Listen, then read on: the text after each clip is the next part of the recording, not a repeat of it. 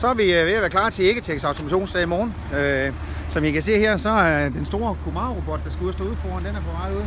Lastbiler, der vælter ind med udstillere, der er på vej med både det ene og det andet og det tredje, og et mylder af fragtmænd og folk, der forbereder sig. Det er faktisk nærmest ligesom en lille juleaften, det her.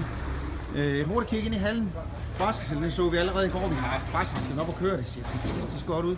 En anden robot, som giver den gas herovre, det er Kumar-robotten, der laver tags til kufferter, så vidt jeg ved. Kumar-folkene ser glade ud. Der er ved at godt klare forberedelsen. A1, hektisk aktivitet.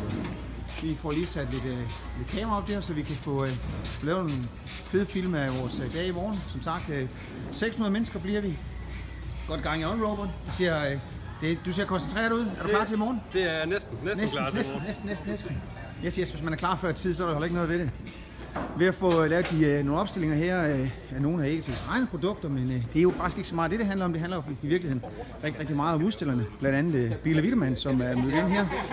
Og jeg kan se, at de er faktisk allerede gået i gang sådan lidt. Er det det, der hedder lille automationsdag? Ligesom lille juleaften, så har vi en lille automationsdag af. Ja, faktisk ja. Ja, fantastisk. Det er vi glade til i morgen. Yes, men der er risengrød i aften jo, ikke også? Så det lyder godt. Ganske hurtigt, så har vi her Orla fra Biler Wittmann, og så har vi Katrine fra Dira. Er I klar til i morgen? Vi er meget klar. Vi holder det, vi kalder for lille automationsdag i dag, ligesom lille juleaften. Så er I klar til at byde 600 gæster velkommen i morgen? Jeps. De skal være meget velkomne, og vi er glade for, at vi må være her hos Egetex. Bevares, selvfølgelig må I det. Vi ses i morgen fra 10 til 14. Hej.